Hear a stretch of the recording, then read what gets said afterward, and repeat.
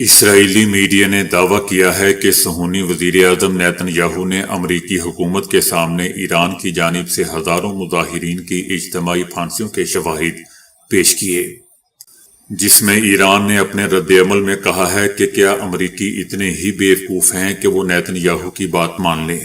ایرانی حکومت کا کہنا ہے کہ اسرائیلی میڈیا ایران کے بارے میں کوئی سنسنی خیز دعویٰ کرے تو یہ سوچنا چاہیے کہ یہ دعویٰ کس کے مفاد میں ہے۔ ایرانی حکومت کا دوستو یہ بھی کہنا ہے کہ خود امریکی صدر ٹرمپ بھی تسلیم کر چکے ہیں کہ اسرائیلی میڈیا کی اصل وفاداریاں اسرائیل سے وابستہ ہیں۔ ایران کے وزیر خارجہ سید عباس عراغچی کا کہنا ہے کہ وائٹ ہاؤس میں نیتن یاہو کی ملاقات سے محض 1 گھنٹہ پہلے اسرائیلی میڈیا سے وابستہ میڈیا نے اپنی تازہ ترین خبر میں یہ دعویٰ کر دیا کہ ایران نے صدر ٹرمپ کو دھوکہ دیا ہے۔ حالانکہ حقیقت یہ ہے کہ ایران میں نہ تو کوئی پھانسی دی گئی اور نہ ابھی تک کوئی عدالتی عمل پایا تکمیل تک پہنچا ہے، اور نہ ہی 2000 سے زائد قیدیوں کو معافی دی گئی ہے۔ سید عباس عراغچی کا مزید کہنا تھا کہ آپ پر تھوپی جانے والی اس خبر کو قبول کرنے سے پہلے غور کریں کہ اس سے کس کو فائدہ پہنچ رہا ہے اور حقیقت میں کون کس کو دھوکہ دے رہا ہے، بلکہ اسرائیل امریکہ کو دھوکہ دے رہا ہے۔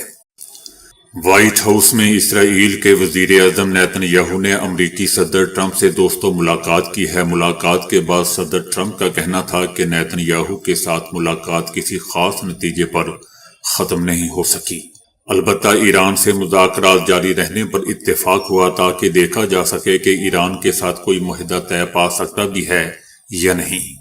صدر ٹرمپ کا کہنا تھا کہ نیتن یاہو کو بتایا کہ ان کی ترجیحی آپشن ایران کے ساتھ مذاکرات جاری رکھنا ہے، بصورت دیگر دیکھنا ہوگا کہ نتیجہ کیا نکلتا ہے۔ صدر ٹرمپ نے امید ظاہر کی کہ ایران اس بات زیادہ عقل مندی اور ذمہ داری کا مظاہرہ کرے گا۔ دوسری جانب دوستو ایرانی حکومت کا بھی کہنا ہے کہ اگرچہ وہ امریکہ کے ساتھ سفارتکاری کے آپشن کو ترجیح دیتے ہیں، لیکن ہماری مسلح افواج مکمل طور پر تیار ہے تاکہ کسی بھی غلطی کا دندان شکن جواب دیا جا سکے۔ یاد رہے دوستو کہ صدر ٹرمپ کی جانب سے ایران کے ساتھ مذاکرات کو ترجیح دینے کا دعویٰ ایسے وقت میں سامنے آیا جب گزشتہ سال جون میں ایران اور امریکہ کے درمیان عمان میں جوہری معاہدے کے حوالے سے مذاکرات کے 6 دور کا انعقاد طے تھا، مگر صہیونی رجیم نے امریکہ سے اجازت لے کر ایران پر حملہ کر دیا۔ بعد میں امریکی حکومت کے اعتراف سے یہ بات سامنے آئی کہ ایران اور امریکہ کے درمیان مذاکرات کے دوران ہی صہیونی فوج امریکی حکومت کے ساتھ ایران پر کارروائی کی ہم آہنگی کر رہی تھی، منافقت کر رہی تھی۔ اس کو ہم آہنگی نہیں بلکہ دوستو منافقت کہنا چاہیے۔ اسرائیلی فوج نے بین گوریون بین الاقوامی ہوائی اڈے کو نقصان پہنچنے کے خوف سے دوستو ہنگامی مشقیں شروع کر دی ہیں۔ مقبوضہ فلسطین کے بین گوریون ہوائی اڈے پر ایران کے ساتھ کشیدگی کے پیش نظر بڑے پیمانے پر ہنگامی مشق کا انعقاد کیا جا رہا ہے۔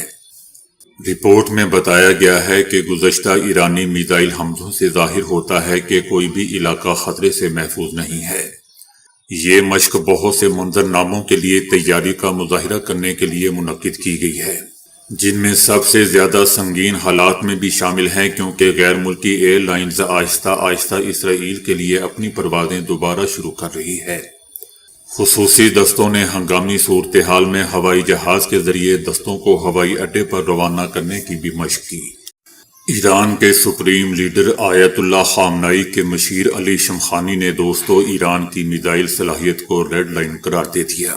علی شمخانی نے 2 ٹوک الفاظ میں واضح کر دیا ہے کہ ایران کی میزائل صلاحیت کو کسی مذاکرات کا حصہ نہیں بنایا جا سکتا۔ علی شمخانی نے دشمن کو واضح پیغام دیا ہے کہ امریکہ کی جانب سے کسی بھی قسم کی محدود جارحیت کو بھی جنگ کا آغاز سمجھا جائے گا۔ ان کا کہنا تھا کہ امریکہ کے لیے مشورہ ہے کہ دھمکیوں کی بجائے مذاکرات کے راستے پر سنجیدگی سے عمل کرے۔ یاد رہے دوستو کہ امریکی صدر ٹرمپ نے گزشتہ روز مذاکرات کی ناکامی کی صورت میں ایران کے خلاف فوجی کارروائی کے لیے خطے میں ایک اور بحری بیڑا تعینات کرنے سے خبردار کر دیا تھا۔